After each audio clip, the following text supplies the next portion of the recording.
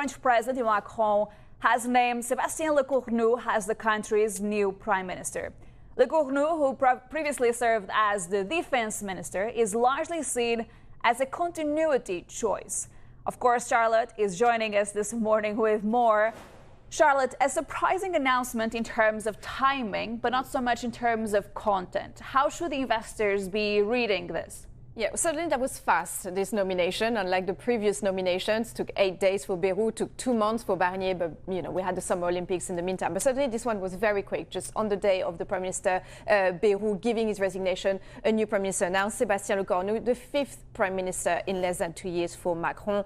So the 39-year-old is one of the closest ally of President Macron. He has been defense minister since May 2022, so very much leading the effort on the French side since the invasion of Ukraine by Russia. But he's a relatively unknown character from the wider public. He doesn't do many TV interviews, done some newspaper interviews, but he's someone who is very discreet, so kind of a bit of an unknown, even though for the very inner circle of the president. Now, he said on Twitter yesterday he was thanking the president, but what was interesting in the communique from the Elysee, normally this communique announcing the prime minister just says, so-and-so will be the next prime minister. That's it. This one had way more details. Actually has a roadmap for the new prime minister, tasking him of consulting with political forces in parliament with a view to adopting a budget for the nation.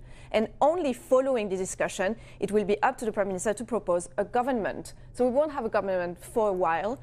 You have these consultations first. You imagine then there will be some negotiations, potentially offering some ministries to some parties in exchange of their support. You imagine that's what's in the background happening there. So an interesting move, very much criticized by all the opposition, saying, look, more of the same. It's another man from the center-right. We're just repeating the same mistakes again and again, especially the socialists that were really hoping to be the next option because it was a logical potential other choice. So very much criticized on that front. So, and again, the equation doesn't change because parliament remains the same. Mm-hmm. The fragmentation of parliament, the difficulty in trying to get a majority stays in place. So a lot of people saying, that's not changing anything. That's not changing anything to the situation. The budget negotiation will remain just as difficult.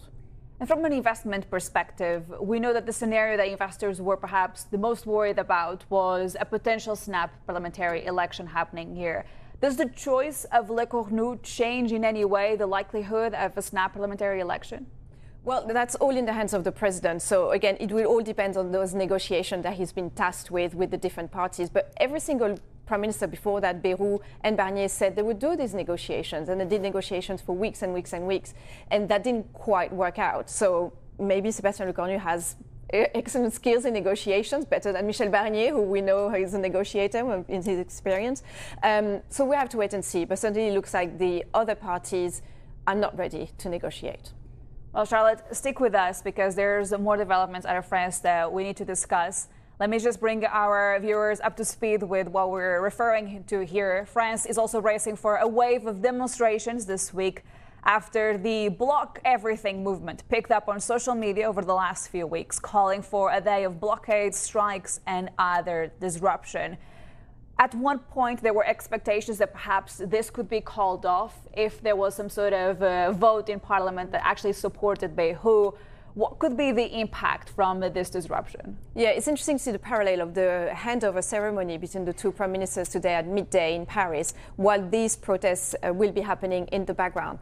The concerning thing about this protest is that there's no official movement, there's no official leader, there's no official spokesperson. As you were saying, it started on social media. So normally when you have protests, it's been approved by the police, there's an official route that has been indicated. So, there's all a frame and there are spokespeople on both sides where you can talk and negotiate. This one doesn't have an official spokesperson, official movement behind it. So that's why they're worried of what that could mean in terms of potential disruption and potential, things being broken in the street, etc., etc. So there's been a lot of security put out there. But here again, that's in a way heightening the tension of the concern of what this protest could be today. So it's not an official strike. The unions are not officially involved. On the 18th, there is an official strike with the union in charge. This one is a slightly different one. And we know it kind of gathered a bit of pace when the far left leader, Jean-Luc Mélenchon, put his support behind it. But here again, it's not official movements and protests and unions that are involved in this, and that's why the authorities are watching them very closely today. And therefore it's also harder for people in France, people going to France, to figure out perhaps what to expect for the rest of the week. But ultimately, though, what does that say in terms of where the public is? We know that, the opinion under the president is always a low one, whoever the president is. But does this move indicate any sort of change in dynamics or change in opinions in terms of what is happening on the political scene?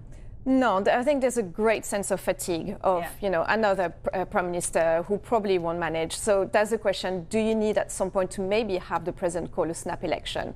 But that's why he called the snap election last year, say we need a moment of clarity, we need people to give their voice and express their... That didn't change anything, and anything got more complicated. But a lot of people are saying, look, maybe an election now, a parliamentary election, would help clarify things to a certain extent and give people, a way to express their discontent if they do feel like that. There's a big sense of fatigue of another prime minister, another government.